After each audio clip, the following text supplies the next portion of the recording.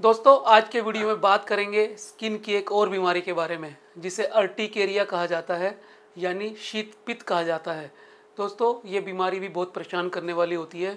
इसमें दाफड़ पड़ जाते हैं, स्किन के ऊपर से उभार आ जाता है, स्किन रेज्ड हो जाती है, लाल रंग की हो जाती है, इन्फ्लेमेशन जैसा लगता है और खूब खुजली होती है। बहुत ही परेशान करने वाली होती है। एक जगह पे भी हो सकती है, लोकलाइज भी हो सकती है, पूरे शरीर पे भी फैल जाती है। ये एक्यूट भी हो सकती है और क्रोनिक भी हो सकती है।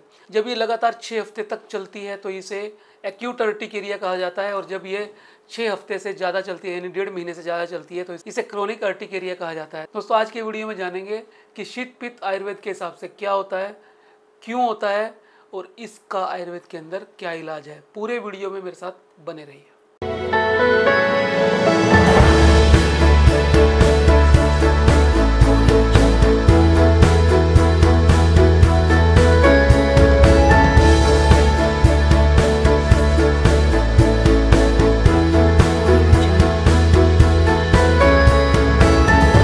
दोस्तों आयुर्वेदा के अनुसार अर्टिकेरिया यानी शीत पित्त पित्त जन्य बीमारी है। जब पित्त दूषित हो जाता है और वो आम के साथ यानी टॉक्सिन्स जो बॉडी के अंदर बनते हैं उनके साथ मिल जाता है तो स्किन के ऊपर इन्फ्लामेशन कर देता है, जिसे अर्टिकेरिया कहते हैं।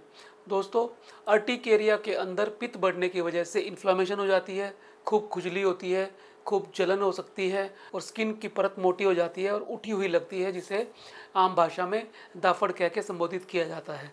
शीत पित्त को आम भाषा में गर्म सर्द होना भी कहते हैं। गर्म सर्द से जिस तरह से छींकें लगती हैं, खांसी आती है, यानी शरीर के अंदर एक एलर्जी हो जाती है, उसी तरह से अर्टिकेरिया भी एक एलर्जी की बीमारी है। शीत पित्त भी एक गर्म सर्द का रोग है।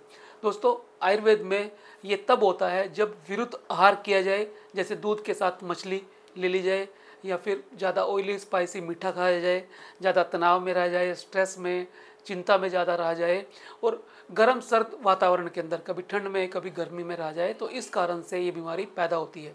मॉडर्न साइंस के अनुसार इस बीमारी के बहुत सारे ट्रिगर हो सकते हैं, बहुत सारे ये स्पोर्ट्स के जरिए भी हो सकती है, बहुत सारी अलग अलग इन्फेक्शंस के कारण भी हो सकती है, माइट्स की वजह से भी हो सकती है और कुछ केमिकल की वजह से भी इस तरह की एलर्जी हो सकती है, और कुछ तरह के भोजन भी ऐसे होते हैं जिनसे एलर्जी हो सकती है, और या फिर दवाइयों के दुष्प्रभाव की वजह से भी इस तरह की एलर्जी या अर्टिकेरिया हो सकता है। जहाँ तक इसके लिए होम रेमेडीज़ की बात है, वो आप नीम का सेवन कर सकते हैं, हल्दी का सेवन कर सकते हैं।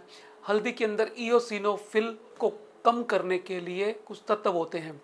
इओसिनोफिल इस बीमारी में बढ़ जाता है और जो मास्ट सेल्स होती हैं उनसे हेपारिन नाम का एक केमिकल रिलीज होता है, जिसकी वजह से ये दाफड़ आते हैं और स्किन इन्फ्लेम्ड हो जाती है। तो यदि हल्दी ली जाए तो ये इओसिनोफिल को कम करेगी और इस प्रोसेस को रोक देगी, जिससे धीरे धीरे करके इम्यून सिस्टम भी स्ट्रेंथन हो जाता है, अर्टिकेरिया के सिम्टम्स में भी आराम मिलता है। इसके अलावा नीम है, मजिस्टा है, गिलोय है, इन सब चीज़ों के क्वाथ भी आप इस्तेमाल कर सकते हैं और इसको लेप के रूप में भी लगा सकते हैं, ताकि जलन के अंदर और खुजली के अंदर आपको राहत मिले। नारियल का तेल भी कपूर के अंदर, कैम्फर के अंदर मिला के लगाया जा सकता है, वो भी स्किन को सूद कर देता है, इस चीज़ को कम करने में काम करता है। जहाँ तक आयुर्वेदिक इलाज के बारे में है तो उसके अंदर पंचकर्मा चिकित्सा की जाती है जो दोषों को शांत करने का काम करती है। पंचकर्म चिकित्सा के अंदर वमन, विरेचन, बस्ती, नस्य और रक्त मोक्षण आते हैं। इसके अलावा शमन चिकित्सा दी जाती है जिसे पैसिफिकेशन थेरेपी कहते हैं। इसके अंदर कुछ दवाइयाँ इंटरनल दी जाती हैं, जैसे कैशोर गुग्गल, गंधक रसायन, मामजिष्ठादि, क्वाथ। इस तरह की दवाइयों से पित्त कम हो जाता है, जो सिम्टम आए हुए शीत पित्त के वो शांत होने शुरू हो जाते हैं। तो दोस्तों शीत पित्त आयुर्वेद के हिसाब से पित्त जन्य बीमारी है। हमें लाइफस्टाइल का भी ध्यान रखना पड़ता है, खान पान का भी ध्यान रखना पड़ता है, ऑयली स्पाइसी मीठा कम करना पड़ता है, और इसके साथ साथ तनाव अगर है तो उसको मैनेज करने के लिए मेडिटेशन भी करना पड़ता है। तो इस तरह से आयुर्वेदा की दिनचर्या, ऋतुचर्या का ध्यान रखे, पत्ते अपत्य का ध्यान रखे और आयुर्वेद की इंटरनल और एक्सटर्नल औषधियों के द्वारा इसे पूरी तरह से ठीक किया जा सकता है। दोस्तों वीएससीए के सभी क्लिनिक पर भी अर्टिकेरिया का इलाज उपलब्ध है।